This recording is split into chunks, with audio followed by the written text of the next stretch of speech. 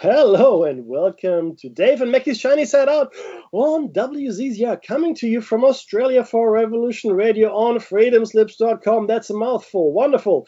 It's home to fresh, unadulterated ideas and conversations in the chat room and a place to get your merch. Get that merch. This is show number 469, 960 and 400. Is that true? Yes, it is. It's crazy. Almost 500. What? Catch us on air, online, and on your smart device. Not too smart, I hope. Not yet, anyway. So grab an app to listen anywhere or listen at home on a Grace tabletop digital radio. And yes, it was Tesla who graced us with that little invention. If you missed Solaris' show, and I missed most of it, but I did catch something, which was great, as she was talking to Zoe Greystone, Miss B. And if I heard correctly, she will join our illustrious hosts on Revolution Radio. So we've got a new host coming up. I don't know when, but I did hear it, and I hope it's true, because she sounded like a lovely person, and Solaris and her had a great chat. It sounded really interesting. So I'm going to see if I can catch the rest on the archives, because if you missed her show, that's okay. It's okay. It's not great, but it's okay, because for only $5 a month, you can access the Freedom Slips archives and check out her shows, our shows, all the hosts' shows. You say that fast 3 times, and I give you $50. And you never have to miss another show again. So if you can do that, it'd be great. You can also just donate. But I think if you become a subscriber to Freedom Slips, I think you're going to get a lot of value out of that as well. You can also buy some of the merch that's on the site, from some of the sponsored items that you find there. It's a pretty good website. The chat is awesome. It's just all working real well, right? It's just working real well. And it's really worthwhile having a look at the website and become part of the chat. Like I said, I'm here. Now, Dave is not here today with me. He is at a wedding, I believe. What a wonderful occasion that is. So, people have to get married, and people have to, be there to witness it. So that's all good. But yeah, so if you do want to come and visit the website, that would be fantastic. And subscribe. I mean, this is now going back, over 10 years here. I mean, Dave and I have been on this for 10 years now, right? Not too sure how many other hosts have been here that long, but we love it. Now, before I get into the nitty-gritty, Dave and I would like to acknowledge the traditional custodians of the land from which we broadcast. For me, here in Pemulwuy, that's the Darug people, and if Dave were with me, up where he is, it'd be the Darkinjung Bangalang people, and we would like to pay our respects to elders past, present, and future. Do we think that the Aboriginal cultures are perfect? No, we don't think they're perfect, but I think they deserve respect, and also believe they've done a better job of looking after the planet than we have. Okay, that's the long and short of it, guys. We haven't done an awesome job. We haven't covered ourselves in glory here. And Omega Logos, thank you very much for your sound check. Much appreciated. Always good to have someone out in listener land telling us that our voices are coming loud and clear through the ether. The ether, yes, it's a thing. We finished the show cycle on Tesla and the electric universe last week. The next show cycle we're going to start on is going to be around the Coral Castle. A few interesting components in that. And then we're going to start another new show cycle again as well on a whole bunch of other topics. And we're going to throw in some of the microbiologists that passed on and have gone missing, and what kind of impact it would have made on the pandemic if they were still around. I'm going to be looking at that, not today, but in future show cycles. So yes, Tesla thought the ether was a thing. Science has, pretty much since Einstein, has dismissed the ether as a figment of someone's imagination. Well, I've said it last week, and I'll say it again before I go into the news. Think about it this way. We're allowed to know everything about the theory of relativity, right? We're allowed to know how, the general as well as the specific. And that theory has led us to the atomic bomb, right? Nuclear devices, etc., etc. So, but we're allowed to know about it, right? You can read up on it. You can even read up on how to build a nuclear bomb, believe it or not. We're allowed to know about newtons, equations, gravity, etc., etc. We're allowed to know about quantum physics, right? Even though it's completely nonsensical, it makes no sense, but there it is. It's true, experimentally proven.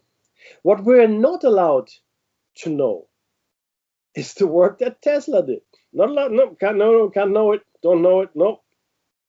And I think it's telling that the work that Tesla does is on a lock and key, not accessible to us. And that's what I'm going to dedicate the second hour to. I'm going to talk about disclosure, tic-tac. I'm going to talk about how Tesla's machines are very much in line with what we're observing, what we like to call UFOs, and that phenomenon has been with us for thousands of years, well before Tesla. So what does that mean?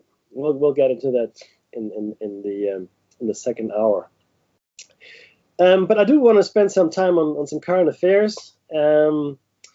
Recently, it's come to my attention, and I'm sure most of you have heard about this as well, that the AstraZeneca vaccine may be linked to blood clots, which may lead to death. And certain European countries have now suspended the use of the AstraZeneca vaccine.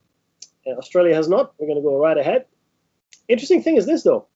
Pfizer, which seems to be the more efficacious vaccine and also, potentially the safer vaccine, was administered to our Prime Minister, Scotty from marketing, and also to all the frontline medical workers, first responders, etc., etc. So, people that wave one of the vaccination was the Pfizer vaccine, including some members of my family, GPs, etc. The next, the great unwashed, the rest of us, are going to get the AstraZeneca vaccine, and which is actually manufactured in part here in Australia. But it is not as efficacious, and it may not be as safe. Okay, so I'm going to hold my horses on getting that vaccine, or any vaccine at that point. And people tell me, oh, Mecci, it's only 60% efficacious, but people, you don't take the flu vaccine, it's only 40% efficacious. And I said, I don't take the flu vaccine. Never have, not once in my life. I'm not an anti-vaxxer, I just don't take the flu vaccine. When I was a child, I was vaccinated against, pretty much anything under the sun, I guess, polio and smallpox, etc., etc., as you are when you're a kid, But I can honestly say I've never taken the flu vaccine. I'm not saying you shouldn't. You do what you have to do. You do your own thing. But I am a little skeptical, a little dubious around these vaccines that have come through. And like I said, the Pfizer vaccine seems to be the more, the better choice. If you're faced with bad choices, then you should make the best choice that you can. But it worries me that when the medical establishment, harps on the fact, it'll stop you from becoming really, really sick. It'll stop you from being hospitalized. It'll stop you from dying, even, right? Not if you develop a blood clot. It won't. So, take your chances, I guess. It's a tough call, and everybody has to make up their own mind, right? That's really, really important. But it is true that the wave, I guess I call them the most important people, maybe the most vulnerable people, did receive the Pfizer vaccine here in Australia, including our politicians. Greg Hunt received the vaccine and then was hospitalized for an apparently unrelated ailment, some kind of bacterial infection. We can believe that or we cannot believe it. I don't know.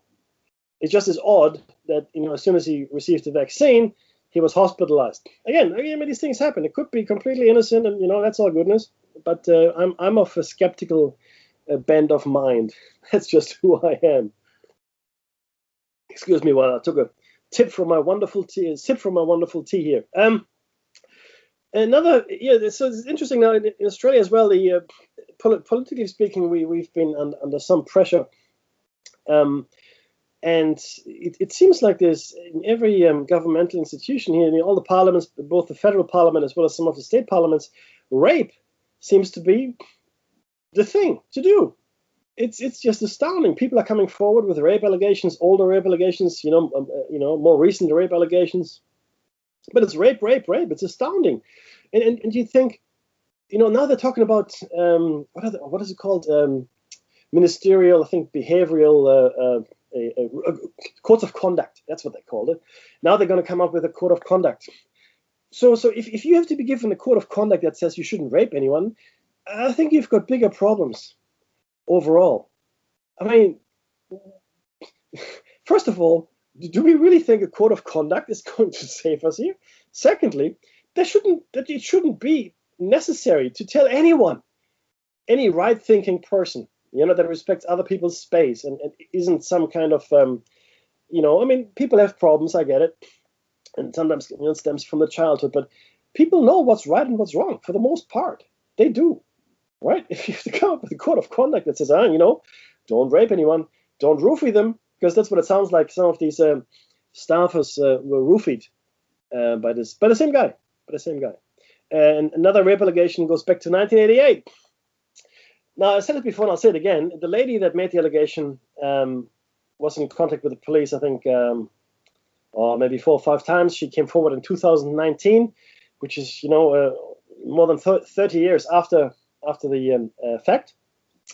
And people go, why would she do that? Well, this is when the Attorney General came to fame, if you will. He's the highest legal governmental public official in the country, and I guess it was in her face a lot, and it probably bothered her. I guess I'm just I don't know, but anyway, she came forward and to the police and said, this is what happened. She took her friends along to support her, and then just when I don't know, maybe when things were starting to roll, she sends an email, mind you, to the police saying, look, I don't really want to press charges. I don't want to proceed with this. Forget about it. But remember, she sent an email. She didn't write a letter. She didn't call them. She didn't go there in person to say this. She sent an email. And the very next day, she kills herself. Now, in my world, that's convenient. And whenever something is too convenient, then it probably is too convenient. I'm not saying this. I'm not saying that. It's just food for thought here. Just food for thought. And now that particular politician, member of the cabinet as well in Australia, has gone on sick leave, mental health leave, I think it was. And then there's another senior member of parliament, or the government, I should say, a lady this time, defense minister. She also went on sick leave, heart condition, pre-existing. But she's the lady that called the staffer who said she was raped a lying cow. Not about being raped, but about not getting the support she wants, which makes it all the better, right? Oh, yes. You called her a lying cow for that.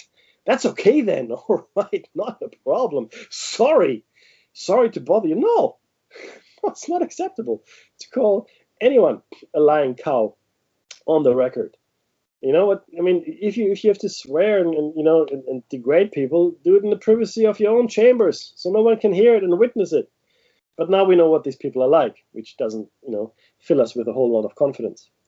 Ultimately, though, so again, she's on sick leave. So Greg Hunt, health minister, defense minister, and attorney general, all 3 of them are sick, away, and that's a big chunk of the ruling government here in Australia. I think the Morrison government has had it now. This is too much for them to handle. And look, Scotty from marketing hasn't been stellar in his response either when it came to rape allegations. He goes, my wife reminded me I've got daughters and I should be, maybe a bit more, I don't know, compassionate. If you need your wife to remind you that you have daughters, and then you use that reminder to realize that you should be compassionate towards people who are alleging rape, maybe there's something wrong with you and you should no longer be in government. My opinion only. That's it. Mecci talking here, right? While we're on the topic of controversy, I'm really saddened to hear what happened to Meghan Markle, her passing next week. No, of course, I'm not being serious, but it's really quite distressing, I should think, to hear these allegations in the 21st century. Someone in the royal family asked Prince Harry, how was it black or colored or dark? Maybe dark. I think the word was dark. How dark is your baby going to be? What do you think? How dark do you think that baby's going to be? Oh, wow. It's like, I mean, we are still in the 19th century. The British Empire is, still very much flourishing, clearly. We the the white British people are ruling the world. The empire where the sun never sets. Except if you're brown, that's no good. And it's worse when you're black, that's also no good. That mindset is astounding. Having said that, though, you do have to understand that the royal family was sympathetic to the Nazis in the 30s, even in the 40s. And it was really Churchill that put the kibosh on that and wanted to fight Nazi Germany. Not the royals, because they're actually German. Yeah, no, they are. Saxe-Coburg is their house, if I remember correctly. Mountbatten, that guy Mountbatten, he's a German too. It's actually Battenberg, is his actual name. In World War One, the Tsar, the Emperor of Russia, the King of England, and the Kaiser, the Emperor of Germany, were all first cousins. Yes, oh, no, they were. But they were at war, Mecci. Yeah, well, not them, really. They didn't fight, right? The people fought for them. But it was a family spat. First cousins. You look at pictures of them, they could be brothers. So am I astounded that these racist views still prevail in the royal family today? No, not at all. I will share something with you around Princess Diana. Again, this is just Mecci talking, and I've done my research in the past. She died in the Paris tunnel. Apparently, right on the spot where Marie Antoinette was beheaded. But I haven't verified that yet. Very interesting, though. Now, the theory here was, or one of the theories, was that she was in fact pregnant with the baby of the son of the owner of Harrods, who happened to be Middle Eastern, Arab, in fact. Now, the prevailing conspiracy theory at the time said, in this particular instance, that the royal family couldn't allow for Harry, or William, for that matter, to be related to an Arab, as it were, a Middle Eastern person. And it would be, they would be step brothers or step brother and sister. Well, there's step siblings at the very least, right? And that's why they were killed in the tunnel. The father, the owner of Harrods, for a long time pursued the matter, not satisfied that it was just an accident. He also believed that his son and Princess Diana had been murdered, but that went nowhere. And I'm actually not sure what happened to him, to be honest with you. I might have to look it up. So, yeah, I'm not at all surprised at the attitudes of some of these, because look, some of these people, they're very old, right? Prince Philip and so forth, they're like 80s, 90s, approaching 100. They saw World War II, they were born just after World War One. And they were erased by people that grew up in the shadow of the empire. They grew up in they were raised by people who saw the empire in its glory day, right? And that's what formed them. That's what put their stamp on their psyche. So no, this racism or these allegations of racism, I don't find astounding at all. Not even surprising. Not even mildly surprising. What I do find surprising is that they would tell us about it. That's what I find astounding. And that's. I hope nothing is going to happen to those guys. Let them live their life. Yeah. Look. Having said that, though, I think Meghan was probably a little naive to marry into the royal family and not expect this kind of treatment. But again, that's neither here nor there. Nobody should experience that kind of treatment. And this is high profile. I mean, geez, Louise. I mean, what's next, right? What could possibly happen next? It is interesting to understand, though, that these racist streaks run very, very deep. At the turn of the 20th century, so from 1999 from 1899 to 1900, around that time, so the late 19th, early 20th century, we're still displaying people in zoos, people from Africa, people from Australia, pygmies, etc., or Kalahari Bushmen, as they should be called, in zoos, in Western cities. Just like, alongside lions and elephants, giraffes, we would also have a display of people, primitive to the then Western eye, I guess, but people feeling, breathing, just as red-blooded as everybody else, on display in a zoo. Not that long ago, 100 years. 100 years. A little bit longer than 100 years. So your grandparents or your great-grandparents could have seen them, could have seen people in a zoo.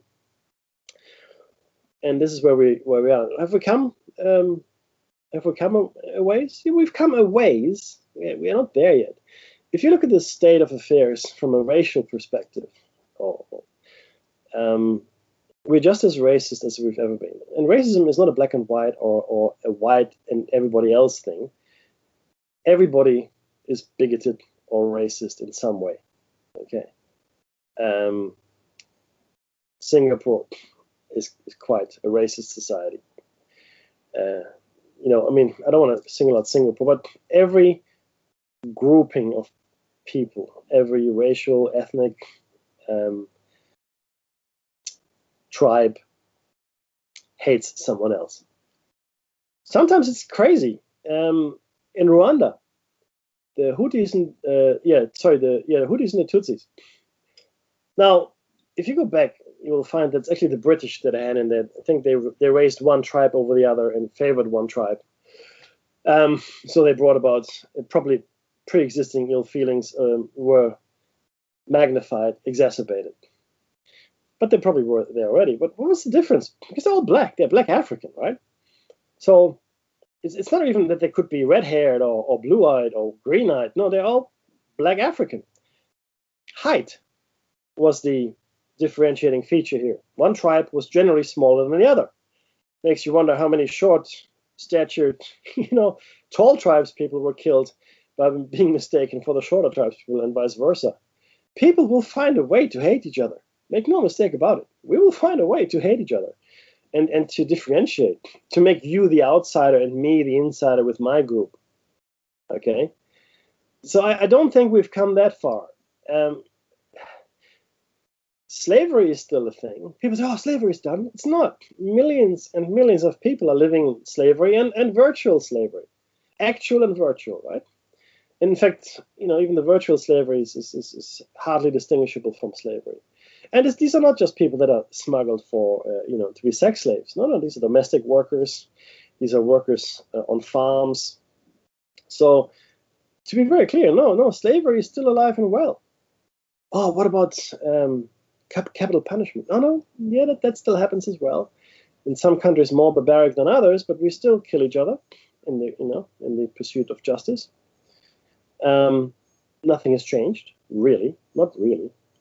We still imprison each other, and the highest prison population per capita, where do you think that is? Yeah, you're right. It's in the United States of America. I think it's some 650 people per 100,000. It's the highest per capita imprisoned population. And the funny thing is this, except it's not funny at all. In most Western democracies, the native or dark-skinned portion of the population is disproportionately represented in the prison population, right? Now, I can't remember the exact numbers, but I'm making it up. But the ratios are about right. So let's say African Americans make up, 10% of the American population, right? But in prison, there's like 30% of the prison population is African American. And same in Australia with Aboriginals. There's a complete skew towards the imprisonment of dark-skinned people, right? That's a thing. That is a thing. The race riots, it's 60 years ago. It's not that long ago, right? I mean, Floyd, George Floyd, he was killed very recently in the street, right? And now the police officer is on trial for that. We haven't come a long way. We like to tell ourselves that we have, right? And on the other hand, now we're trying to make pedophilia acceptable in society. Do you know that? We're making all kinds of laws and it's just a different kind of love. No, it isn't. It's wrong. It's wrong, and you know that it's wrong, okay? But you go ahead and do it. And if you don't know it's wrong, then there's something wrong with you. I'm sorry to say. Okay, I'm not passing judgment here, but see, some things we know innately to be wrong. And I don't care what society, what cultural background you have, what you know, when you're born, you know that some things are wrong. You know it's wrong to kill. It's wrong. It's like it's a full stop. It's wrong. We shouldn't kill. Right? We also know it's wrong to hurt people. It's not the right thing to do. In fact, in order to get people to kill people en masse in a war, we have to take people and put them into a machine called the army. Right? We took regular people off the street. Here they are. Boom, there's the people that we put them into this meat grinder, right? And we break them down to their barest essentials. And then we build them up again into something that can kill. Because a lot of us, the majority of us, are not born with the ability to just kill out of hand. Now, once you've started killing, it seems to become easier. Or that's the general notion that I'm aware of. But to actually to take that step and kill, that's harder. Right? That's a harder thing to accomplish. Funny thing is this, though, I mean, the way we are educating our young now, or what we allow them to do and see and be a part of, you know, such as video games, etc., violence on TV, we are desensitizing them to the fact that killing is wrong, or that killing is an abhorrent thing that shouldn't happen too much, unless, you know, the state tells you to go to war, and then you should kill. Yeah. No. A lot of people, you know, unless they had the, you know, rigorous army training and, you know, breaking them down, aim to shoot to miss. They shoot, and yeah, when they aim, they aim to miss. They don't want to kill. No one really wants to kill. Right? You have to be taught to kill. I mean, there's some few that are very different, you know, very different kind of people, sure. But for the vast majority of us, it's not an easy thing. Now, which brings me to the pandemic. We've passed another sad milestone in the world's official numbers, and I'm going by the Worldometer information here. It's 120 million, and with deaths now exceeding 2.6 million officially. America has passed 30 million infected and 546,000 dead. That is more than World War I, World War II, and the Vietnam War. Just to put it in perspective. Okay? Do I think these numbers are accurate? No, I do not. But then no one else does either, right? Conservatively, those numbers are 4 to 6 times higher, is the estimate. Why?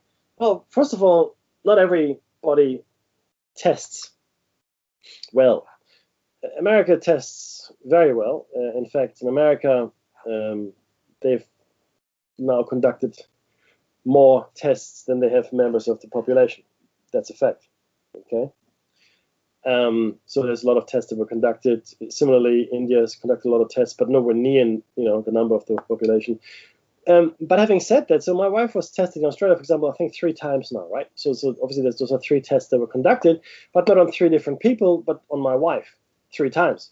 So as I look through the test data here, right, and you only know if someone has it for sure if you tested them, right? You don't know any other way. And a lot of people don't get tested. People that live in the favelas in Brazil, people that live in the slums in India, or any nation for that matter, they don't get tested. Because, well, they're non-people really, and disenfranchised non-people. It would be the same everywhere else. And that's where the disease would run rampant, in my opinion. And I want to say again, I don't think it's the disease that is meant to end us as a society or as a people. It's the ensuing consequences and effects of the infection, such as infertility, right?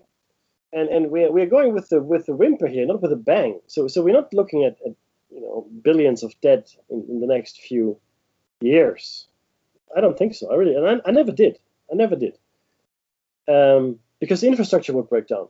The people that are orchestrating this have no interest in for things to collapse. They've lived through it before. If you don't know what I'm talking about, look at the hypothesis. Every 100 shows, we talk about the hypothesis that is really the overarching theme for the shiny side out. Yeah, so they've seen what happens when things collapse. They don't want to go back there, right? And if you reduce the birth rate over a generation or two, you can bring the numbers down significantly.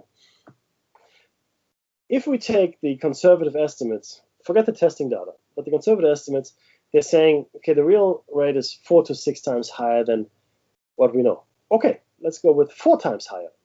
So 120 million people have been tested and found to be infected. I mean, many more people were tested, but that's how many have been found. So 120, that's 480 million people. Let's round it up, call it 500 million. 500 million people are infected, 500 million. Which eventually will mean everybody is going to get it, right? 500 million, that's a huge number of people, massive. And we're now seeing, the third wave hit Europe, Italy, new variants are showing up of this virus. This thing is not over by a long shot. Some countries are handling it better than others, but here we are, right? And some 2.6 million people have passed. Again, times 4, you're looking at, 11, 12 million people, probably more, that have passed away from this, and more if you take into consideration the people that couldn't be treated because there was no capacity in the hospital, right? Never mind long COVID or anything else. So you've got 500 million people that are infected, and probably more, and eventually maybe everybody, that can significantly reduce the fertility of the race. Because the study that we shared with you, I think 2 or 3 weeks ago, said that the male fertility, the sperm, male sperm fertility, was down by some 600% after COVID, after SARS-CoV-2, right? That was the number that was given. This is a medical study from a medical journal. This is not made up. This is not a crazy conspiracy theory, and I hate using the term because, again, I'm interested in conspiracy fact. And just on that very quickly, conspiracy is a word in the English language, okay? It describes an activity. And the activity is that, a number of powerful people might get together and conspire to do something that's in their interest, and maybe not in the interest of anyone else. That's what a conspiracy is. Now, to label everything that is questioning the status quo or the official reporting line a conspiracy theory is disingenuous. I remember 9/11, the night, I stayed up all night to watch it because I knew what was unfolding was unprecedented. And I remember in the early hours of the morning in Australia, which was, of course, different time to the United States. I remember George Bush coming on TV and saying, this was almost, I think, the next day, it was the next day. We shall never tolerate any crazy conspiracy theories around this, right? This is already putting the kibosh on anyone trying to think outside the square as to what has happened there. And the more you untangle it, and we spend a lot of time untangling it, I tell you, and not just us, but many, many others, it is very clear that a lot of people benefited from 9/11. And a lot of agendas were pushed through because of it. Not just Homeland Security, not just Patriot 1 and 2, in Australia similar legislation, not just those things, no, but the war on terror, the never-ending war on terror, the invasion of Afghanistan. How many Afghanis were in those planes? None is the answer. How many Saudis? I think about 18. The official number is 18 Saudis. So how many armies did we send to invade Saudi Arabia? Ooh, there'd be none, not a single one. Because apparently they were all in the caves in Afghanistan, masterminding these high-tech caves with computers. And it looked like the lair of Dr. Evil, to be honest with you, what they showed us. But there it is, right? And then the war on Iraq. What? No, what's Iraq got to do with it? Well, what Rumsfeld said, there are no good targets in Afghanistan for us to bomb, which is true. It's a mountainous region. It's impossible to conquer. It is impossible to conquer Afghanistan. We can't make it. We got air superiority. No, you can bomb it into the Stone Age, but you can't hold it. You can't hold the ground. It's completely inaccessible. It's a horrible, horrible place to fight a war because it's so mountainous, it's so rugged. It's just horrible. It really is horrible from that point of view. So let's attack Iraq. Yeah, that's a good idea. It's just funny because Saddam Hussein was a Ba'athist. A Ba'athist is a socialist. He was a member of the socialist, same as Muammar al-Gaddafi, by the way, right? They were socialists. socialists, not Islamists, right? And Osama bin Laden would have hated, if Osama bin Laden truly was an Islamist, right? If he truly was, he would have never worked together with Saddam Hussein, ever, not ever, because Saddam Hussein was a greater threat to his religion than the U.S. Right? He was a much greater threat. He was a socialist in the Middle East, running a country that should be, just like Iran, should be an Islamic country and run by Sharia law, like Saudi Arabia. Saudi Arabia, that's run by Sharia law. You get stonings, you get beheadings, because that's part of Sharia law. Right? Oh, no women in public. Oh, women. I think women can drive now. They weren't allowed for a long time. So, yeah, so conspiracies, right? Conspiracies exist. It's a thing. Some conspiracy theories might be a little outlandish. Doesn't mean they're not true. Also, just because something is a conspiracy theory doesn't mean it's untrue prima facie. It's not. You have to look at the facts. You can call it a conspiracy, and you already tarnish it. You already give it a negative spin, if you will. And that's just what happens, right? We have these preconceived ideas, and they've been drummed into our head. Oh, crazy conspiracy theories. Oh, crazy this, crazy that. Look at them, all tinfoil hat wearers. And that's why we named our show Shiny Side Out, in honor of the ever-present tinfoil hat, Shiny Side Out. It just so happens that MIT conducted an experiment many years ago, testing tinfoil hat and their ability to block certain frequencies. Turns out that MIT found, true thing, I'll find it for you, I'll share it next time in the chat. Turns out that the tinfoil hat actually amplifies certain government frequencies. Amplifies, doesn't help you, doesn't protect you, it amplifies the broadcast. I think that's hilarious. True story. But we need to be vigilant. I can't remember who said this. I want to say it was George Orwell, but I could be wrong. The more people believe the lie, or the more people believe lies, the more they will hate the person that tells the truth. I'm paraphrasing. It's around that, right? It's the meaning is there. So if you're the person that tells the truth and everybody believes the lie, you are the person they're going to hate the most. Just like Plato, told us in his cave allegory. I know I always come back to this, but this is 2,500 years old. This thing, right? And this guy, he escapes the cave and goes back to the cave and tells his fellow cave dwellers, "Hey, the real world is up here. Come with me." Not the wall with the shadows. And they beat him to death. Because change is hard. We don't want change. We don't want, this is our life. What are you doing to me here, man? I'm just trying to live my life. Leave me be. All right, I got a job. I'm going to focus on my mortgage. And fair enough. I get it. But, and I get caught in this as well. I got a job. I got a mortgage. And I worry about work. I worry. And this is going. Then I really have to stop myself and take a step back. Take a deep breath, maybe a cup of coffee or something, right? And go, hang on. No. What matters here? What is the stuff that matters?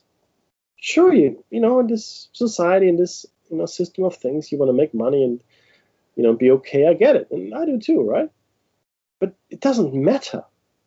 What matters is you and the people that you love, your spiritual development, how we treat each other. We're treating this planet like a garbage dump. We're treating each other like, what's the best word here? Like garbage. We treat each other like garbage. We treat the planet like garbage, and we treat each other like garbage. And that's okay, because we've all bought into this consumer society, right? Not by choice, I don't think, for most of us, because we don't know any better. If you ask anyone, what religion they are, 9 times out of 10, it'll be the religion of their parents. Very few people deviate. I mean, sure, some people rebel, absolutely, right? I see it, but if you're a Muslim, you're a Muslim by accident. If you're Catholic by accident. There's very few people who actually go to these religions. There's some, don't get me wrong, there's some, absolutely, conversions, and they find the truth for themselves, and that's great, that's their path. But the vast majority of people that profess to be a religion are there because their parents were there, and they don't know any better. They don't even know what they believe. They don't know, right? You can ask. I mean, educate yourself, and ask a Catholic person, ask a Muslim person what they really believe, and explain their religion. Many times, you will come up empty. Just don't know, right? Because because it was never necessary. Oh, that's just what I believe. I don't have to know any more than that. And for the longest time, and this is really a kicker here, right? So the Quran was never allowed to be translated from the Arabic into any other language. I mean, there are translations today, but it wasn't really allowed.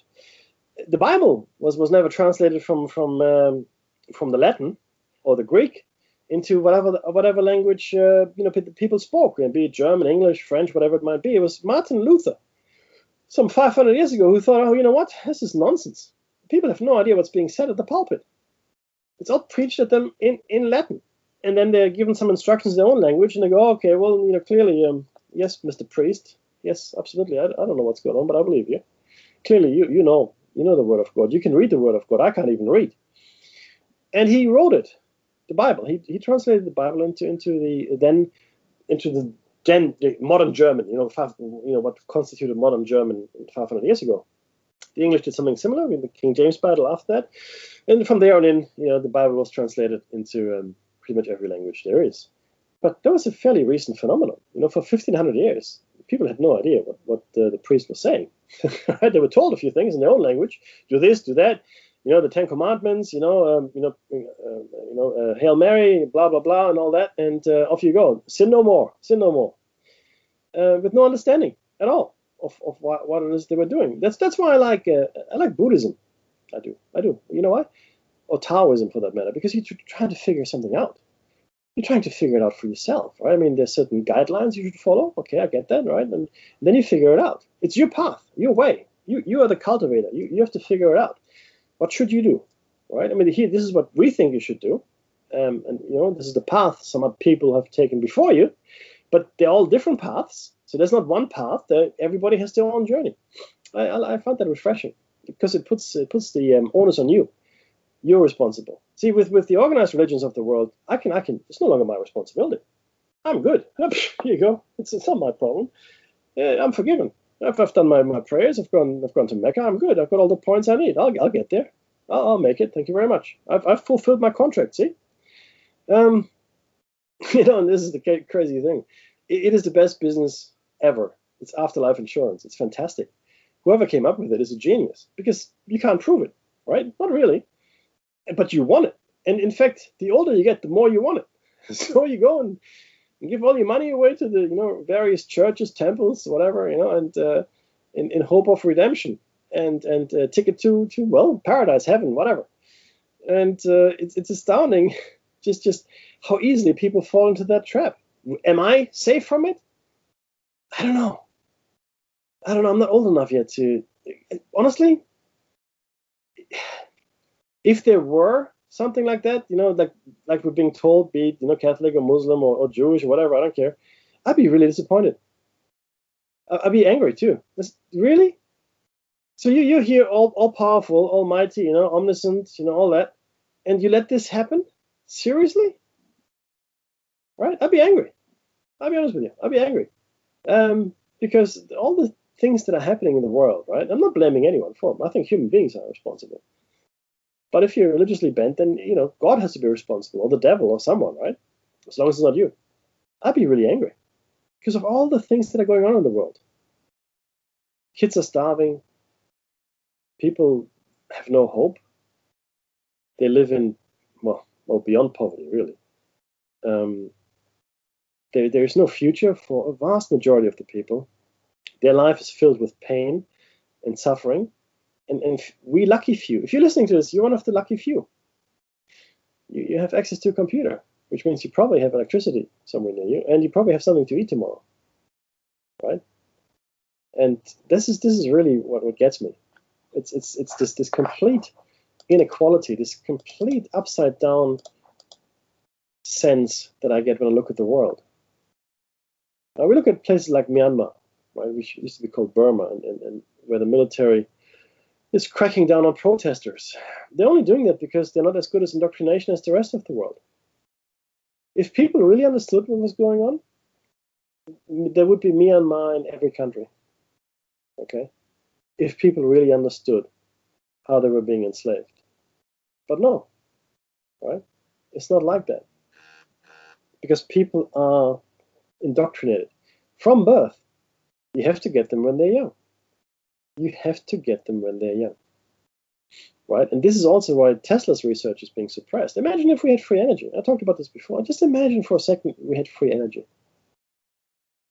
We would have no more need for corporations or billionaires or any organized anything really, because we got free energy. We would be free. Free-er, right? I'm sure somebody would come along and figure a way to screw it all up, but we would be in a much better position than we are today. Grow food for everybody, right? Heat everybody, have clean water for everybody, because it wouldn't cost anything anymore. It wouldn't cost anything to do any of these things, because you got free energy, right? It's not a pipe dream. The Casimir effect has been proven, right? We know it's an effect. It's called Casimir effect. Look it up. So the 0-point field is a thing. Free energy is a possibility, and maybe that's what Tesla found, and that's why we can't look at any of the stuff that Tesla created, because it would end this system of things. It would end the elite. It would end this world of misery. Imagine that. Imagine for a second a world where we didn't have misery and pain and struggle, daily struggle. You take children, right? And I see this with my children. My children have differently abled children in their classroom. In year 1, year 2. ADHD might be there, autism might be there, physically handicapped kids as well, right? Which is fantastic. I never had this when I was a child, so I was always uneasy around handicapped people. I didn't know how to act. My kids have none of these issues, right? They also have none of this racism that all of us do. Kids will play with any kid, right? They might be fascinated if they've never seen an African child and go, oh wow, you got dark skin, but that's it. There's no value attached to it. There's no moral judgment, no value judgment attached to someone's hair color, skin color, eye color, height. None of that. I see it with my children. They have none of that. That has to be taught. We're teaching them these things. Every generation teaches the next generation hate and racism, inequality.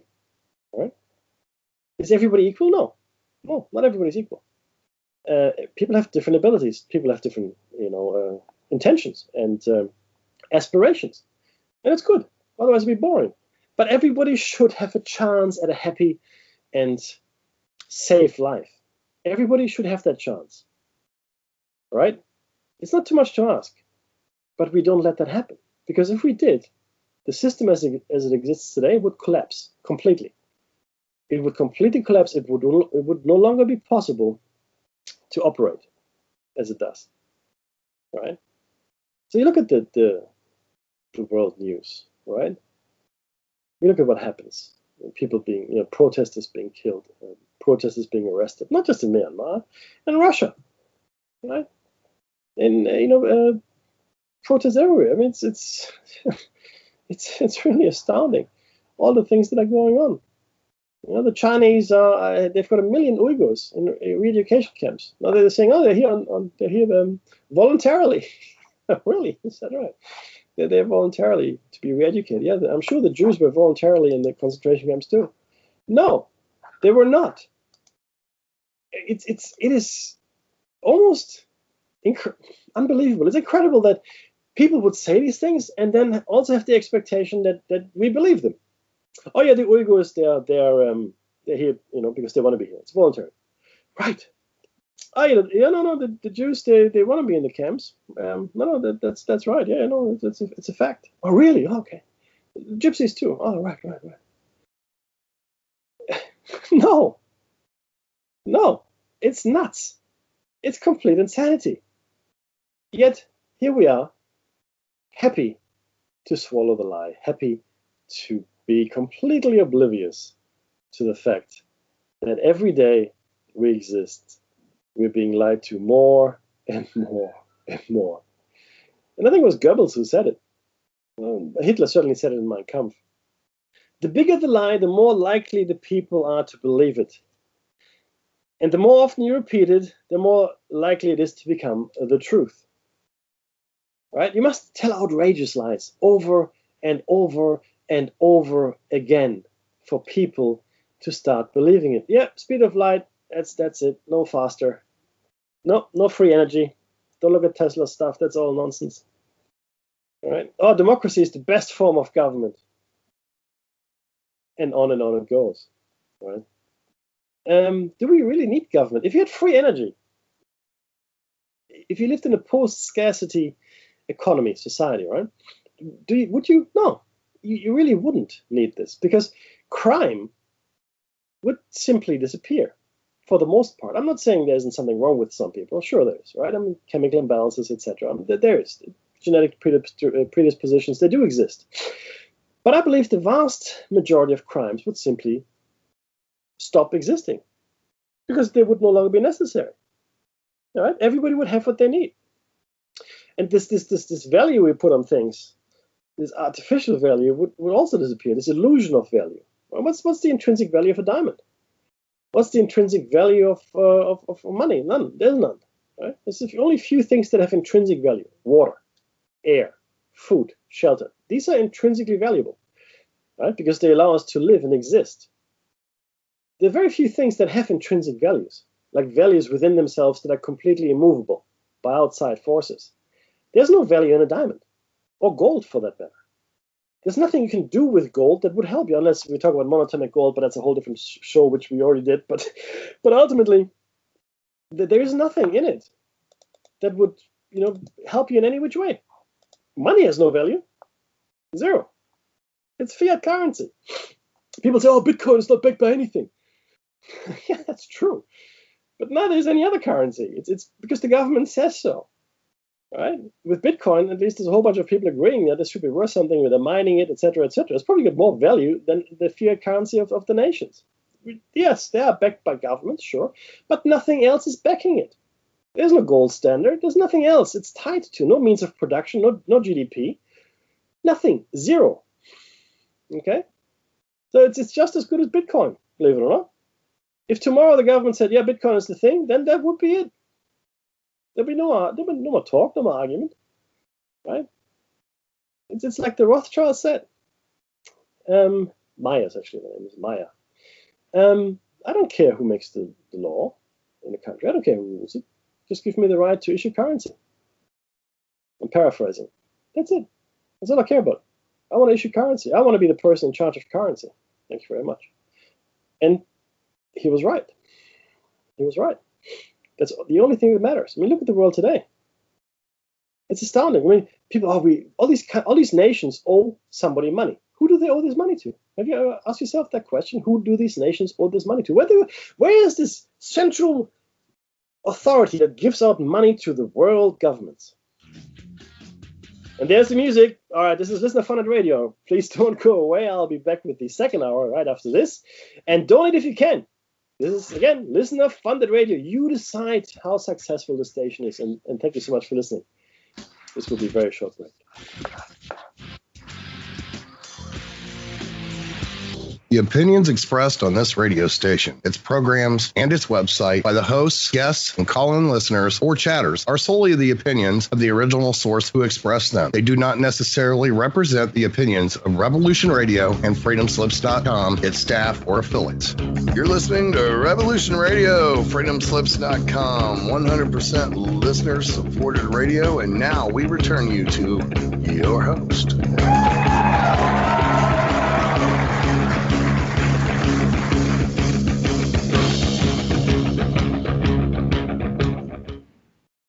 Hello and welcome back to Dave and Becky's Shiny Side Out, Part 2.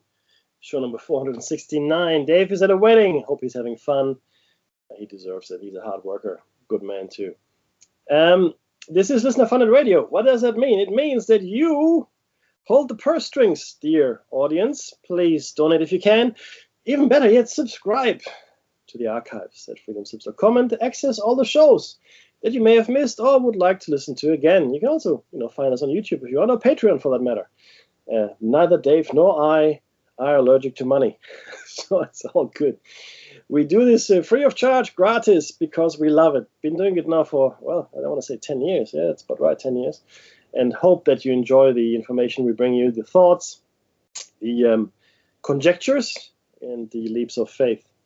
But this platform, Freedom Slips, and the late, great Nighthawk, Mike Ringley, have given us a great opportunity to speak to you, and an even great opportunity for you to listen to us, I think. And not just us, but all the great hosts. So just a few thoughts maybe for Nighthawk here. Mr. Guy, he's he's gone now. It's going in 1.5 years, but yeah, he did an amazing thing creating a station, and the current management team is doing an awesome job keeping it going. So thank you very much, everybody in admin and management. We do appreciate it. With that, we are entering the second hour of today's Mecci's solo efforts. I want to talk about disclosure a little bit, and Dave is going to kick himself for not being here because he loves this subject. So, what do I mean by disclosure? Well, disclosure in reference to the UFO phenomenon. UFO, USO, it doesn't really matter what you call it, but we all need to be on the same page here. UFO means unidentified flying object, and USO means unidentified submerged object. So any object that travels in the air or underwater or whatever it might be, and that's unknown. So unknown meaning we don't know who built it, we can't identify it, we don't know where it belongs, where it came from rather, and where it's going to. We just don't know. All right, so that's what I mean by that. It has happened. In case you blinked and missed it, disclosure has happened. Why do I say that? I'm not just talking about TikTok here. TikTok certainly was a step change for the official story. And the acknowledgement of the US Navy that there are things out there which we just can't identify. We don't know. No, it always was, whispered and talked about by pilots and other personnel. Yes, this is the thing. But the no official military organization or governmental organization stepped forward and said, yep, it's real. We don't know what it is. TikTok was a game changer. And ever since then, there have been a few shows on television, a few books that were written as well, a few talks, if you're lucky enough to listen to them. I want to focus on a few of these. But disclosure has happened. Okay? We're no longer, I think, in doubt that we're not alone in the universe, certainly.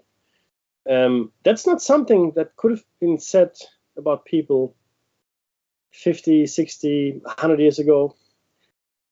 People had to maybe brought along on the journey a bit before disclosure was possible. Maybe there are more sinister forces at play. I personally believe that we are the third world equivalent of the planet dwellers here. So we're on the surface of this planet. We're exposed to radiation, to the elements, to all kinds of things falling out of the sky in our heads. We really are the poor cousins. I think the actual civilization on this planet is inside the planet, not vis-a-vis a hollow Earth, but rather large cavernous systems, underground structures, etc., etc. So I do not necessarily subscribe to a hollow Earth theory, but I certainly subscribe to an underground civilization, a subterranean and sub-oceanic, maybe several civilizations that have been around for a very, very long time. And I also want to say here that whatever is behind the UFO or USO phenomenon represents a static civilization. I'll get to that in a second. So we are the poor cousins up top. Things happen to us, we get skin cancer and all kinds of things. And, we sort of, struggle along. Surface catastrophes tend to wipe us out. The last time, probably some 15, 20,000 years ago, reports vary. We do have monuments on the Earth that are aligned to star systems and star constellations, I should say, 15, 20,000 years ago. right? We know that the Sphinx is aligned to Leo, as it was some 14, 15,000 years ago. And just on that very, very quickly, the Sphinx is not proportional. So every little replica you see of a Sphinx has the body of a lion and the head of a person, but they're proportionally and anatomically correct in the artifact. The real Sphinx is so far from anatomically correct, it's not even funny. It's got a tiny, tiny head on a very large, lion's body, for all intents and purposes. What this suggests most strongly is that the head was recarved at some point to resemble the head of a human being. I contend that it was probably the head of a lion, which was proportionally correct, anatomically correct, in relation to the body on which it sits, and in fact was aligned to the constellation of Leo some 14, 15,000 years ago. Certain structures in South America, I think Pumapunku, not Machu Picchu, but the others, are aligned, or some of the structures, Sun Gate, etc., are aligned to the sun or other constellations at a point 15, 20,000 years ago. In fact, it looks like there's a site in South America which was built over several millennia, always finding its alignment from different constellation at the time. So build upon and build upon and build upon, right? So we've seen these civilization-ending events happen here. And we know they happen because there's a Temple of Baalbek, which has the largest monoliths that were ever moved that we know about, right? They're like, we're talking about 1,000-ton stones. Never mind why you would do it.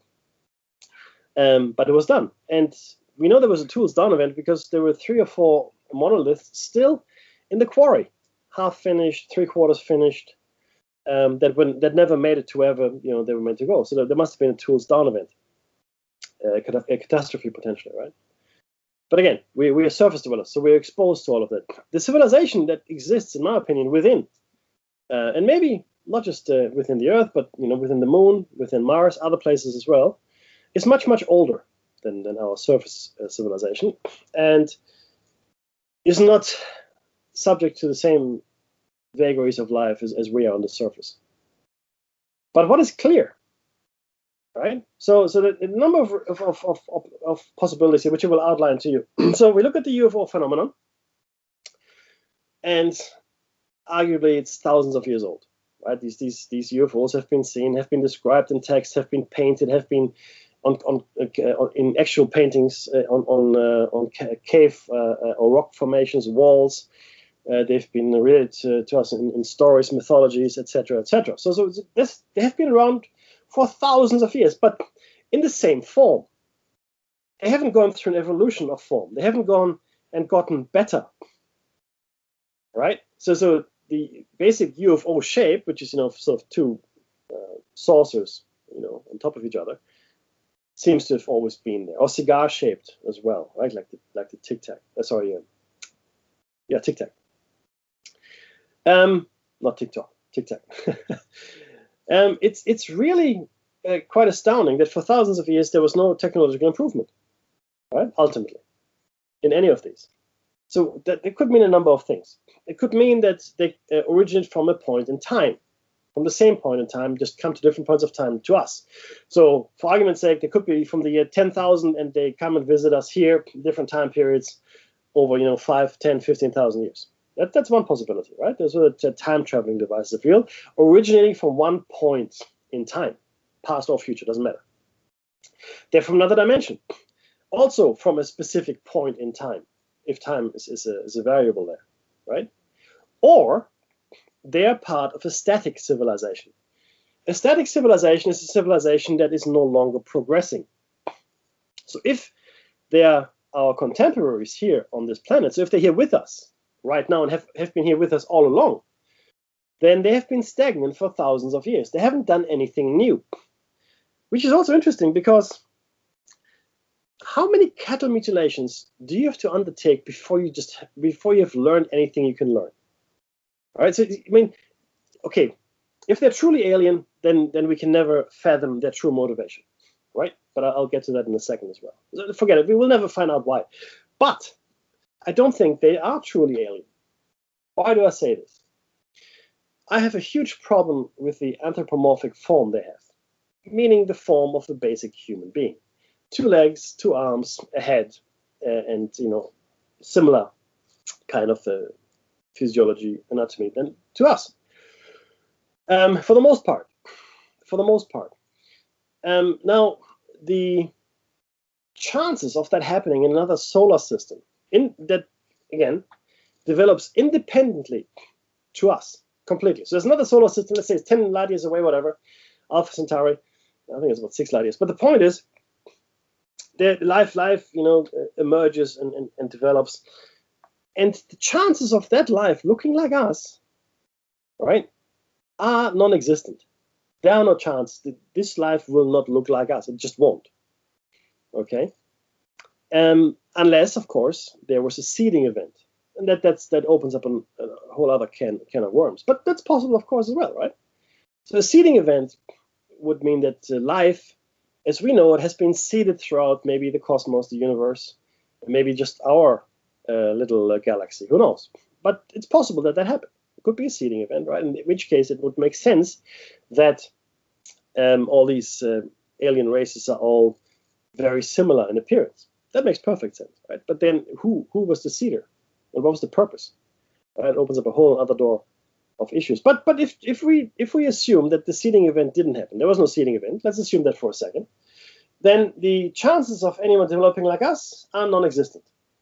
95% of all species that have ever existed on this planet are now dead. What you see around you are the lucky few survivors. The vast majority of all the species that have ever been here are gone. Completely gone. And sometimes it would have been completely random, I would say, that a random acts of violence that would have allowed one species to survive over another and give rise to us as the so-called pinnacle of evolution or creation, whatever your specific band is, right? So if we assume for a second here that life develops very differently elsewhere, why are these visitations or these visitors, supposed visitors, are so much like us? Because they're us. Because they're from here. Because they've been here all along. Right? The human race is a lot more diverse than we ever gave it credit for. There was a report recently on the BBC, and it was an anthropologist. And 10 years ago, she said unequivocally that Neanderthal preceded Homo sapiens. They are our ancestors. They're not related to us in any other way but our ancestor. Like they weren't our contemporaries. We didn't interbreed with them. We didn't 10 years ago. She's been eating humble pie since then, because we know now, looking at the genetic evidence, which didn't exist then, we know now that they did in fact interbreed with us, and we've got big chunks of Neanderthal DNA. Not just Neanderthal, Denisovan, and 3 or 4 others as well, maybe more. So there are chunks of DNA from maybe no longer existent branches of the Homo sapiens tree. That's a fact. That's an absolute fact. Now, the ancient myths tell us about the obliteration of entire races of man, humans, and starting from scratch after the great catastrophe, usually a flood. Right? We say, now we get new ones. The Bible, the children of Adam. We're not the children of Adam. The children of Adam, they were all killed in the flood, according to the Bible. Right? And again, I'm just using the Bible because most of you probably are familiar with that story, but there are hundreds of stories like that across all kinds of cultures. So we're starting from scratch. So we are the children that came after Adam's children. We are those people, right? And I believe that the civilization that has been here with us all along, who's probably lower in numbers, probably has been stagnant for a very long time because they haven't really developed anything new, and they're using the machinery that they have because they can't build anything better or more potentially, right? They just use what they have. And maybe some of these programs were put in motion thousands of years ago and they never stopped. Maybe some of these creatures that we see, maybe the Greys, maybe others, they're in fact biorobots or drones that carry out programs that no longer have any meaning, like cattle mutilation. I mean, how many kettles do you have to mutilate before you go, okay, I'm going to learn everything I can about cattle mutilation, thank you very much. Right? Or do they need the organs and the blood for something else? Right? Do they need it for their medical purposes? Is it their food? Possible, right? But it's very specific. It's surgical the way it's done, right? So there's a lot of mysteries here. Frederick Brown wrote a really great science fiction story, a little novel called What Mad Universe. And in it, he's got the best description of a truly alien creature I've ever come across. Now, I don't know if I've got the book here so I can read it to you. If I don't, I do apologize in advance. But ultimately, as he was confronted with this alien from Proxima Centauri, I think it was from Proxima, he couldn't describe the protagonist in the book couldn't fully comprehend the alien or the alienness of the creature. He couldn't really focus on the alien because it was so beyond his experiential horizon. It just filled him with revulsion, dread, fear, and hatred because it was so other. It was so different.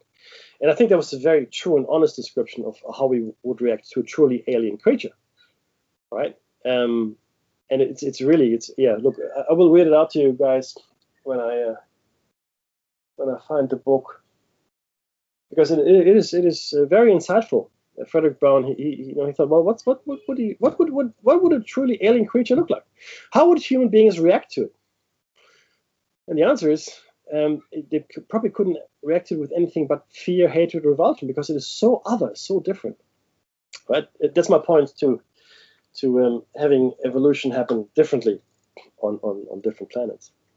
So here we are. We've got a civilization potentially static, stagnant, not really doing anything new for thousands and thousands of years, and maybe just being able to manipulate us on the fringes to steer us toward the future that they want for themselves. Which, again, most power structures only exist to perpetuate themselves. That's the only reason for their existence, right? Any bureaucracy, any government, any tin pot dictator, they're only interested in maintaining and keeping power. That's it. Very simple, right? And this is the same. I believe that these elites, these hidden elites, are probably not these omnipotent beings that we think they might be. Right? I think they may be. They're clever and they've been around for a long time, and they certainly have us fooled. There's no doubt about that. But they're not all powerful, right? And this is maybe where we can draw some hope from. Now, this is one possibility, right? One possibility, if indeed they've been here with us all along. And then there might even still be interstellar travel, right? Between this Earth and other solar systems. Because I really don't believe that the speed of light is it. And whatever form we will find one day to traverse between the stars, the galaxies even, it's a definite thing. I have no doubt in my mind that it will happen at some point. Okay? And I also believe it already has happened and is happening, unbeknownst to most of us, because we're simply not in the loop. And that's why I think we were not allowed back to the moon either, because we found something on the moon. Right? Maybe they were taken by surprise. Oh, geez, they actually made it to the moon at some point. I don't think we made it to the moon in 1969, by the way, right? But I do believe we made it to the moon, eventually. And we found something that we shouldn't have found, weren't allowed to see, and now maybe there was enough time to clean it up, and now we're back. We're allowed back. The Chinese are looking to go, Indians are looking to go, the Americans are trying to look to go again as well. Maybe build a base. If we do, then solar space travel, interstellar space travel becomes a lot more economical, because we no longer have to escape Earth's gravity well. If we had a moon base, we only have to escape the much lessened gravity of the moon, which is a lot cheaper. Think about it this way: it took a huge rocket to send something up to the moon, and the payload was just a capsule at the top of it. That was it. Just a capsule at the top of it, right? That's the payload. Everything else was fuel, which was jettisoned away. Coming back from the moon to the Earth, the capsule's fuel was enough, right? That's the economy of scales that you're looking at here, right? From a purely physical point of view. So that's one possibility, a stagnant civilization. And disclosure is here. It's done. It's also possible, like I said, they come from a particular point in time. And we're seeing them because it's the same point of time they come from, no matter what time of hours they visit. Right? That would explain why all the craft are the same all the time. Right? And their technology is so far ahead, they don't have to worry about inertia, they don't have to worry about acceleration, or any of those things. Right? I mean, some of these maneuvers that we see these craft undertake, they would squish us into catch-up. Right? I don't care how good you are or how good a couch you're sitting in or whatever it might be. We would not be able to survive some of these maneuvers and speeds. We just wouldn't. So clearly, they're much more advanced in that space than we are. Or they're interdimensional travelers. Again, from a specific point in time or equivalent, visiting us in our time periods randomly or not so randomly, but always originating from the same point in time or equivalent in their dimension. Right? There are not many other possibilities other than that make sense to me. I mean, you could argue that it's just this, that, and the other, but all these craft have been the same for thousands of years.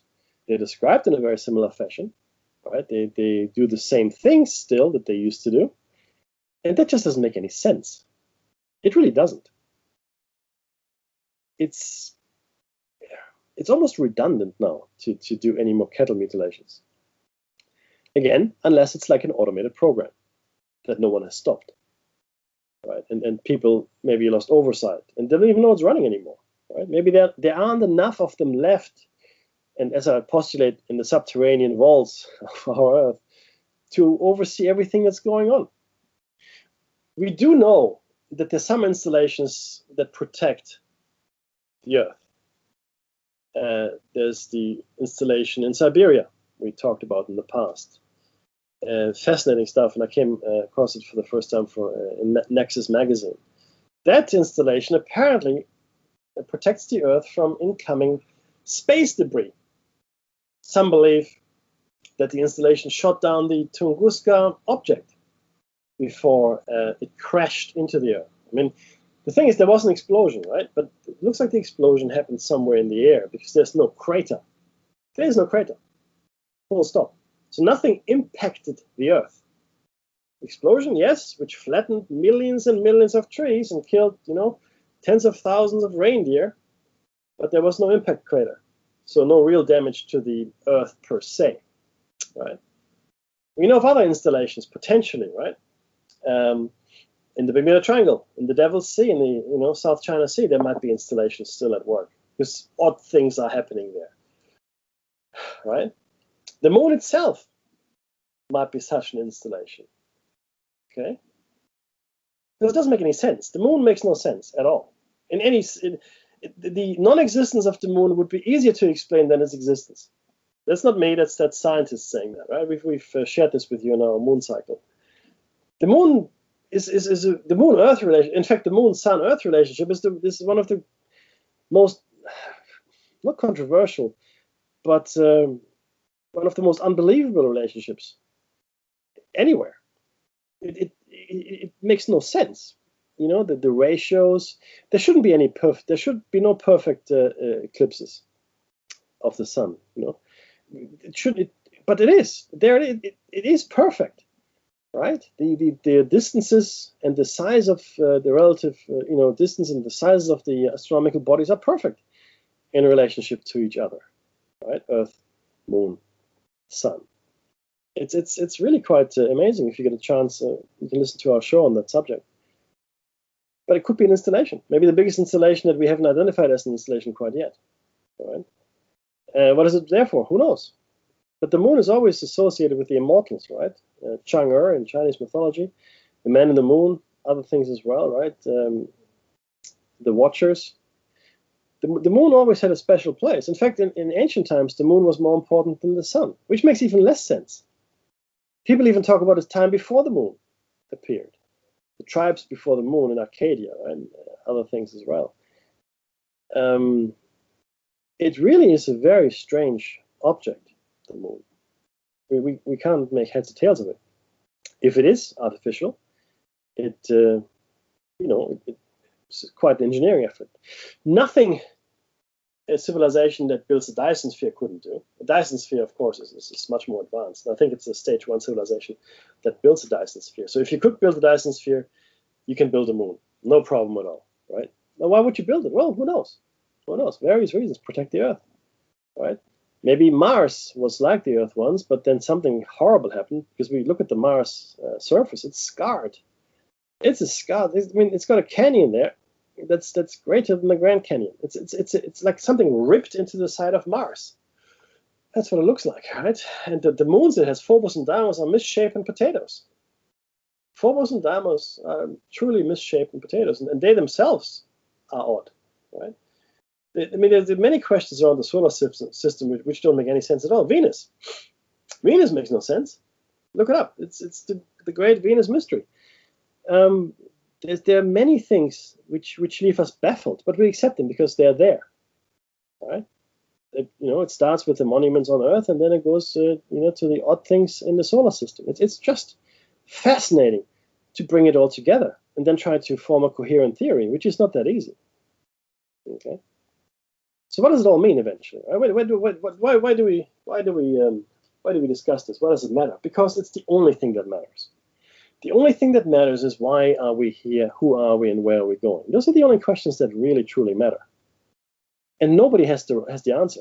Everybody's got an idea, a theory, some kind of vague notion, and some people will kill to defend their ideas and their vague notions, which is really quite amazing if you think about it. Oh, I'm killing for a vague notion. Okay, excellent. Because nobody has the answer, right? That's really the kicker. But we will defend our vague notions. And a lot of us are being discouraged from thinking too deeply. That's why I said you have to get them when they're young, right? Give them a belief system.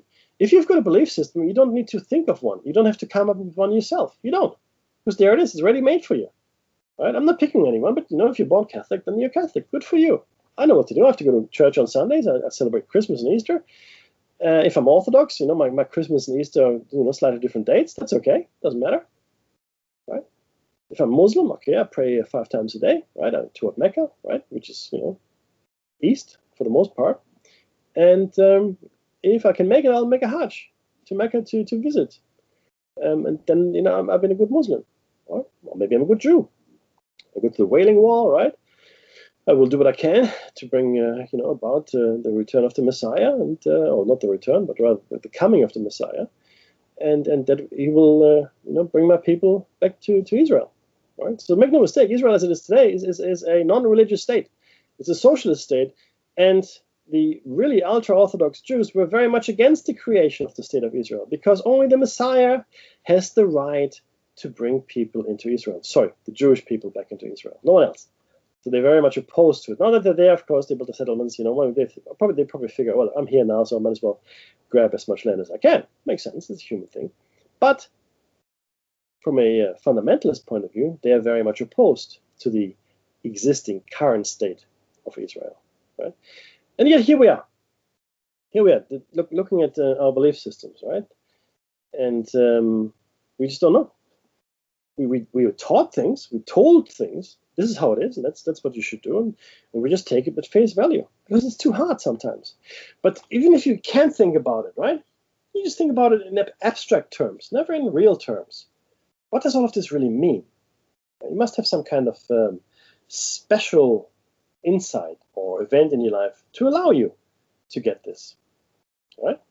To get this deeper meaning of life.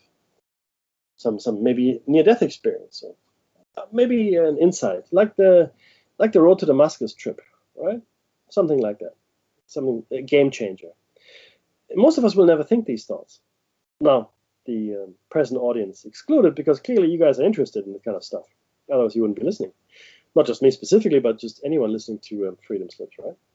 But for the most part, people don't want to know the truth. They want to be told that what they believe is the truth. They don't want to know the real truth. They want to be told, hey, no, what you believe, that's the truth. Oh, lucky me, right? And to hell with the rest of them. And that's where we are, ultimately, right? We have been so indoctrinated, brainwashed over the millennia that it's easy to control us. It's easy to establish these us and them groups. There's a famous experiment, the WAVE, I think it's called, and it's in America, high school. And kids couldn't believe that the Nazis were so successful in taking over Germany. And the teacher goes, well, it could happen anywhere. The kids go, it's nonsense. It could never happen here. So within a few weeks, the teacher had managed to create a Nazi-like environment in the school where some people were, in charge. And I think it was the eye color that determined it, if I'm not mistaken. And other people were the victims, more or less, right? It became violent. This is a real thing. It actually happened. We are all susceptible to this, right? It's maybe it's in our DNA. I don't know. Clearly, though, we're easily led. And we want to be led. We want to have easy lives. It's hard to ask questions. It's hard to work it out for yourself. Much easier to get it presented on a platter, saying, "Hey, don't strain your brain. Believe this. Have this." That's why cults are so successful, right? That's why people come up with new religions all the time, because people want something to believe in. And ideologies are just as bad. Communism. Oh yeah. Well, religion has failed me. I like communism, right? Yeah, but that's better. Well, none of these things are inherently bad. They're all good ideas, and there's some good thoughts in them. You shouldn't kill. That's a good idea. Oh, we should all be living in peace, and we should all be having the same. And that's also a good idea, right? Again, post-scarcity, right? That would lend itself to the communist ideal. But ultimately, though, because these ideologies or religions or whatever it might be are being used to foster certain interests. There's never been an altruistic or self-effacing ideology or movement that wasn't corrupted at some point. Okay, never. Even Hinduism and Buddhism are being used politically and to sow division, right? Take a point in case, India or the Rohingyas in Myanmar. There is always somebody who is at the short end of the stick. Even if you're a Buddhist, you will beat on people, beat them down. Hindus, who are meant to be peaceful as well, vegetarian for the most part. Right? You can use any kind of groupthink like that to your advantage and to other people's disadvantage, because that's how you stay in power. You divide the people against themselves. It's true when they say united we stand. Absolutely. We have never stood united. Ever. Not as people. As Americans, yeah, sure. As Germans, right? As Japanese. But never as human beings. We've never stood united. Not ever. Maybe once we did. Which brings me back to the hypothesis. Maybe once we did. Back in the day. Before the language confusion. By the way, I believe the original language is not at all spoken. I believe the original language is telepathic in nature. And I don't mean thinking words at each other. Right? That's not what I'm talking about. So it's not like what I'm saying now I would think in your head. No. Telepathic communication, I believe, would be the communication of concepts, feelings, emotions, the totality of someone's argument. So today in court, I can make an argument, I give, blah, blah, blah, I say a lot of words, but I can't really convey my true emotions or my true understanding or my true insight, right? Words will always fall short, but if I could convey my thoughts, the images in my head to someone else, they would perfectly understand me, right? There would be no ambiguity. Common language. And I think that's what we had.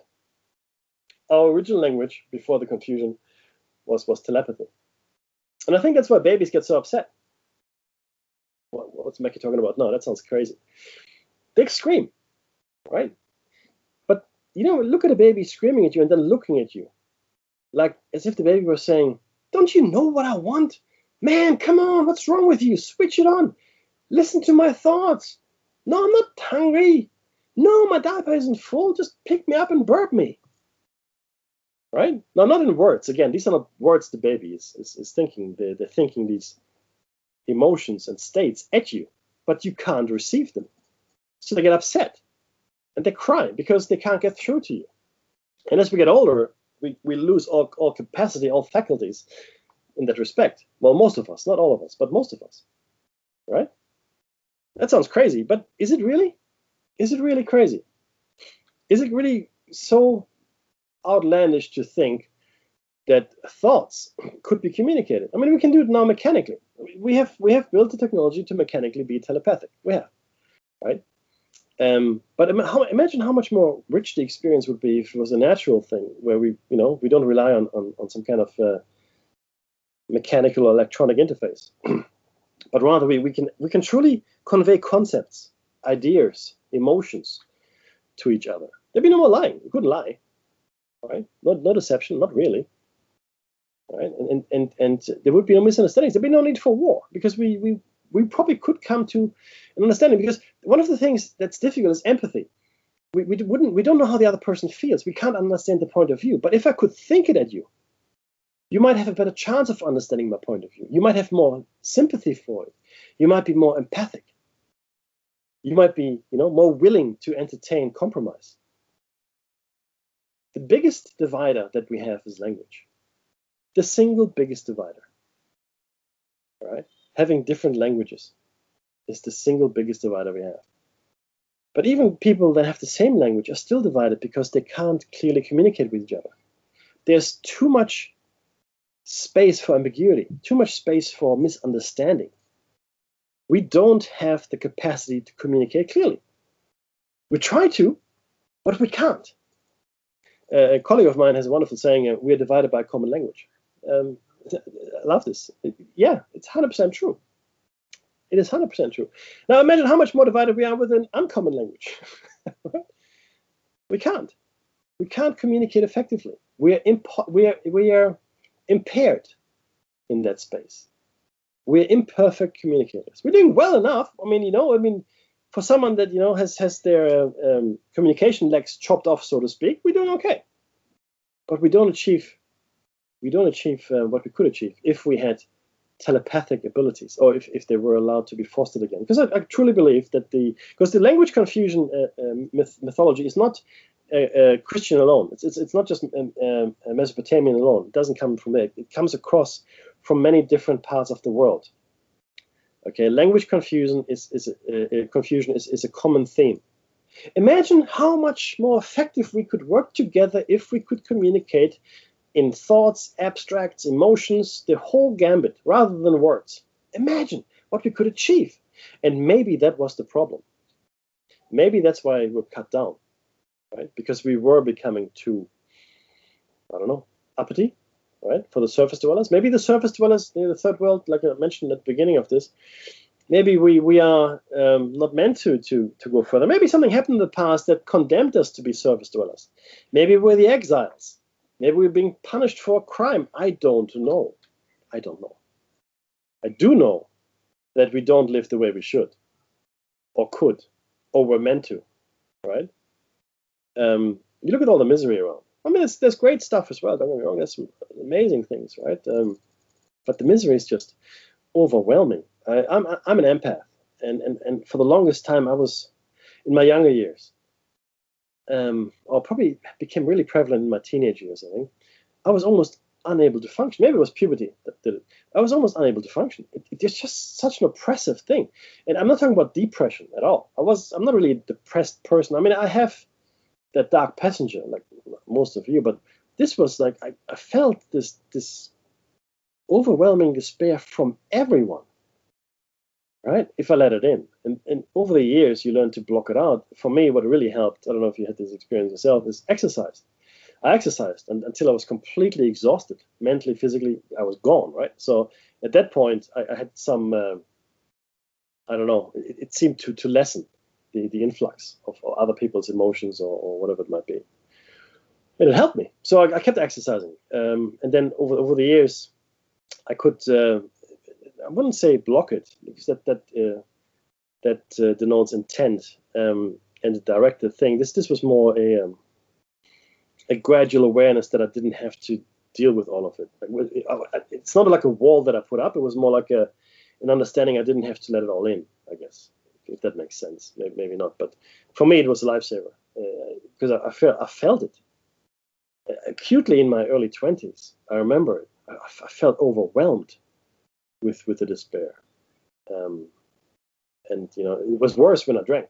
Oh man, when I drank, especially red wine, it just opened up, whoosh, like a floodgates, whoosh.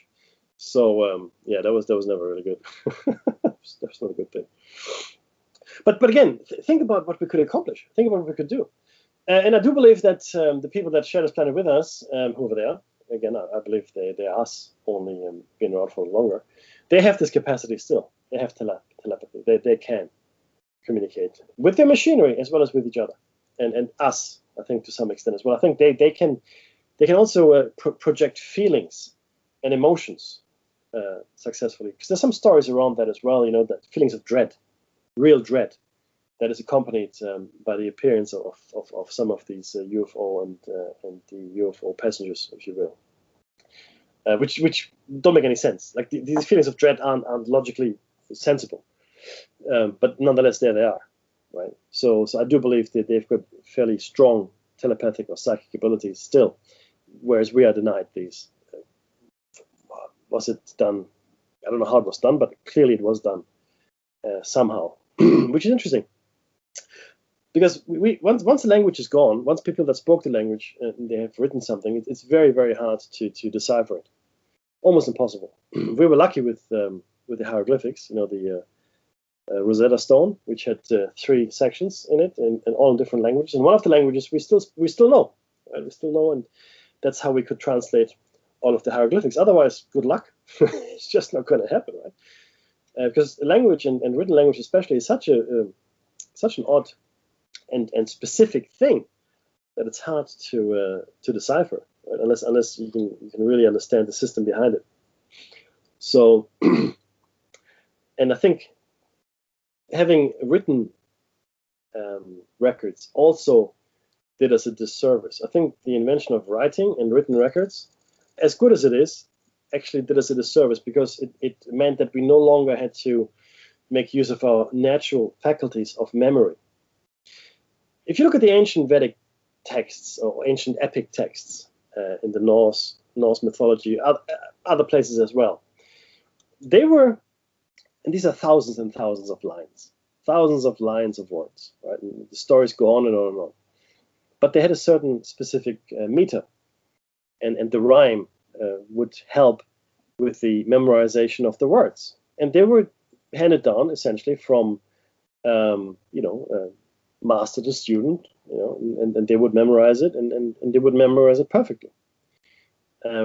We no longer make use of our memory capacities. I know this because the funny thing is this: when I was a child, I knew every phone number of all my friends that I ever knew. This was back in the 70s in Germany, right?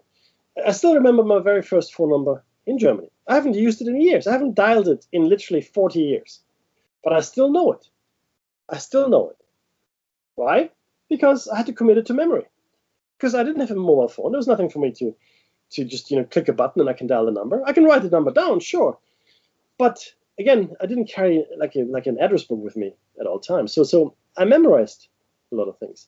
I also memorized poems for school, right? As you do. You actually, that was actually part of what we did. We memorized poems, and then we would recite them. And that was training a muscle in our brain that a lot of kids aren't being trained to use anymore. The memory muscle, right? The ability to really remember, maybe not photographically. I mean, some of us have photographic memories. That's awesome, right? But in order to have a really good memory, I think you have to train it all the time. You make yourself remember things, right? And some of the things will never leave you, right? These days, again, coming back to the telephone number, I can't remember. Well, I remember my phone number and my wife's phone number and a few other people, but very few. Not like I used to, because I just have it in my phone. I just press on Bob or John or Larry or whatever, and the number is dialed. Boom! I don't even know the number for these people. If you held a gun to my head, I couldn't tell you what their number is, right? Because my phone knows. I don't need to know. My phone knows. I read a book, right? I don't have to know this. I just read a book.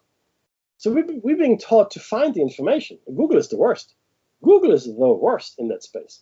Because you don't have to remember anything. In fact, with Google, you don't even know if it's true, right? Back in the olden days, at least you had, I guess, lexicas and encyclopedias where people would spend decades, gathering information together, and then they put it in a book, they printed, fact check it, and here it is. Okay, that's the best knowledge we have at the moment.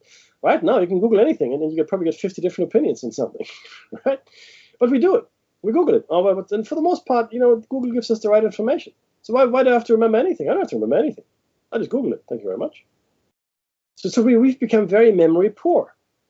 Take Google away. See how you do. Take your phone away. See how you do.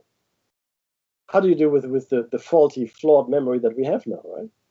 So couple telepathy with really good memory, or like the training of this muscle, and you've got a formidable weapon in your skull. Not maybe the weapon, but certainly a formidable tool, right? But no, we in the name of convenience, that's no longer necessary. And I think that's also a deliberate thing, where we certainly over the last 100 years, the capacity of our memory has diminished. It just has. Right? And maybe that's also a reason for the increased instances of Alzheimer's and similar neurological diseases, because we simply don't use our brain like we used to. Maybe it's easier for our brain to deteriorate. It's just not being used as much. Right? I got no facts to back this up. I'm just, spitballing. And to make it make sense, if you don't use something, you lose it. Right? My mom, she's sharp, right? She's getting on 80, but she does the crossword every day, right? She talks, she reads the paper, she watches the news, converses with my brother and myself in German, some English. Her English is good, right? But she won't let her brain atrophy. She won't, right? So she does the crossword every day, just so she works out her muscles, her mind muscles. And as soon as you stop doing that, if it's not used, then off it goes. Just turns into a wet sponge, which can't hold anything else, because a wet sponge is full, right? The only thing that happens to a wet sponge is that water drips out of it. So that's what I think is happening. It's fascinating. Look, thank you very much for listening to my musings here, but I hope I have tickled your fancy bones with my eruditions around disclosure, because I do believe it has happened. I believe disclosure has happened. A couple of shows I would urge you to watch, which were, for me, groundbreaking. One was the Skinwalker Ranch, right, which was aired in 2020, beginning of 2020. And I so hope there's a second season to it. It's not the Bigelow movie or documentary. It's not that. It's the one after, right? So if you get a chance to watch it, please do. And the things they find on that ranch are nothing short of astounding. And the other one is called Project Blue Book. UFO Witness. Sorry.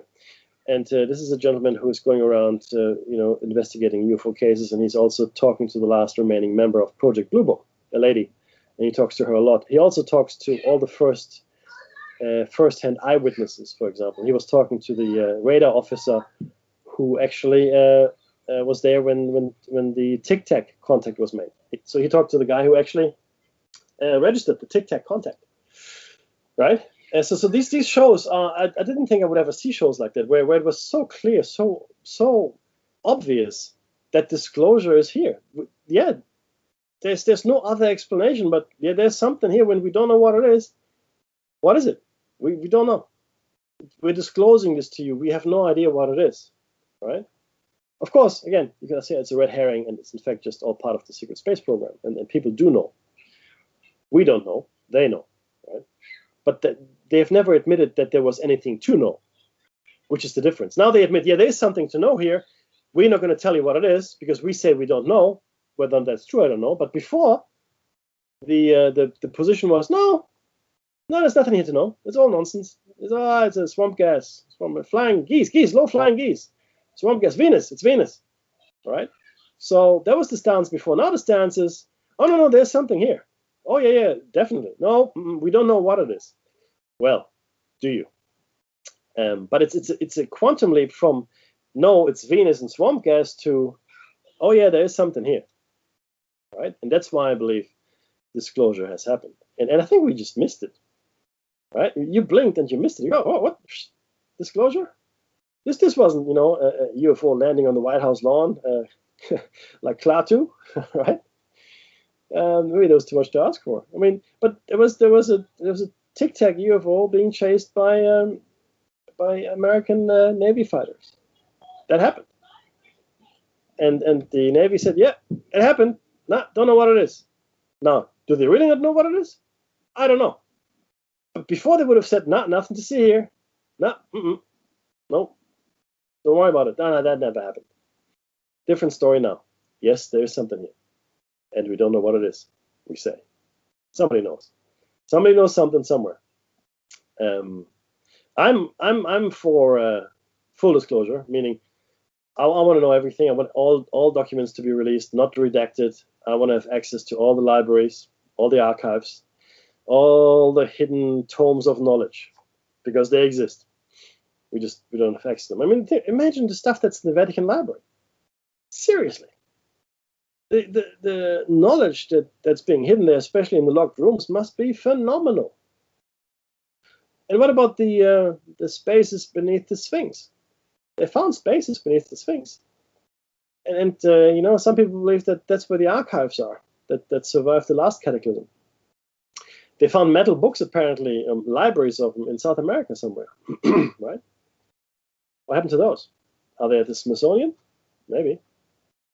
Right? There's a lot of knowledge out there which we're no longer privy to, and that's being kept from us deliberately. And in the recent times, like this is what we talked about earlier about Tesla, that's knowledge that's come back to us, but we're not allowed to have it because it is clearly going in the right direction.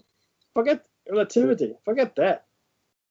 Tesla, the ether, the electric universe, right?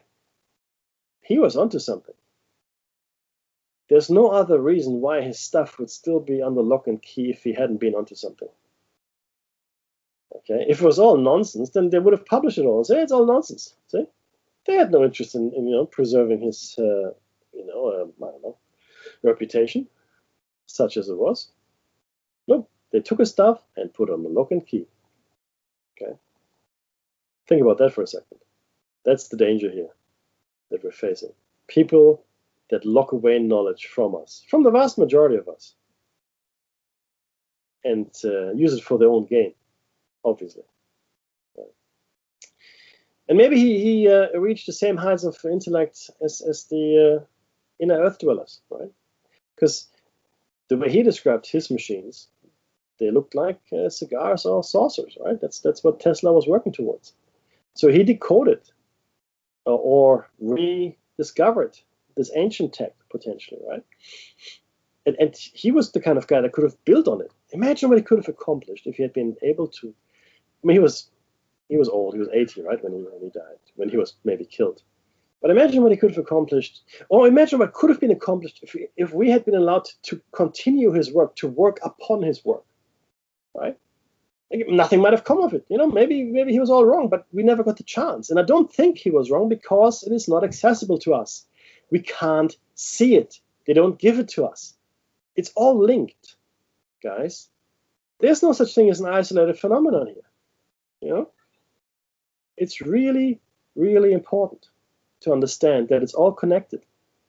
Right? You can't look at disclosure, not think about Tesla and the things that he can no longer, tell us. The things we no longer know about his research. Right? Disclosure. It's already happened. Why do all the aliens look like people? They shouldn't. They should be completely incomprehensible to us when we see them. We shouldn't even know. Okay? Yeah. It's just a really interesting time to be alive. And yeah, hey Gerber, hey Omega Logos, Sam, Paul, just me. Quiet in the chat room today. maybe it's I don't know what it is. Maybe everybody is just trying to recoup and recover. You guys are going into summer or spring. We're going into autumn and winter here in Australia. So maybe it's a change of energies. But yeah, look, we're coming to the end of the program. I do appreciate everybody hanging on there. If you have, I hope you enjoyed it. Next week, I think I'll have Dave back again. I'm pretty sure, unless he's got another wedding. And we will talk about the Coral Castle. We're going to start a new show cycle with the Coral Castle. Really interesting stuff. We're going to talk about Tesla yet again, believe it or not. We're going to talk about the energy systems that were potentially used in the building of the Coral Castle. Some might even relate to the building of the Great Pyramids, some of those systems, or the Baalbek complex. So again, everything is connected. There's no such thing as an isolated mystery, and you have to follow all the threads. It's like holding like 1,000 threads in your hand, all different colors, and you're trying to follow them all at the same time, but they're interwoven. Some are ending into knots, some don't go anywhere, others they join up, and it's really tough, guys. It's really hard to do that, but it's really rewarding if you do come up with some answers or some theories. It is really, really, really, really important to ask the questions. It's really important to undertake the research. I mean, look at all the research that was done. I mean, it's phenomenal. I mean, Jim Mars, Lloyd Pye, these guys are no longer with us, but their research lives on. It really does, right? And we were fortunate enough to actually have a chat with them. Should be in the archives, all those interviews. It's a rare privilege to talk to true researchers. And even if you look at Eric von Däniken, you can think of him what you want, but he asked the question: Are the gods of the Bible, are they in fact not the gods? Are they aliens? So he said they're ancient astronauts. Well, yeah, possibly. I still don't think they're from another star system unless there was seeding. I think they're from here. But look, I certainly hope that all of you out there in listener land are doing your own thinking, your own researching, asking all the right questions, or the wrong questions. And, you find joy in finding new things, and you find joy in discovering things. And you don't just inherit opinion. Please, try to figure things out for yourselves. It's much more rewarding. Yes, and it's daylight saving, I think, for America, so the clocks move forward. Is that why we don't have the end of the show bumper? Gerbe, I'm gonna hang up now because I think I'm at my time and I can't hear the bumper. So Gerbe, I'm handing over to you. So everybody, don't go away. Gerbe is gonna have a Gerbe. That's it. Now I got it right. Gerbe. He's gonna have an awesome show afterwards. Donate if you can. Join us again next week for Dave and Mecci's Shiny Side Out. Show number 470. No, I'm signing off, everybody. Good night.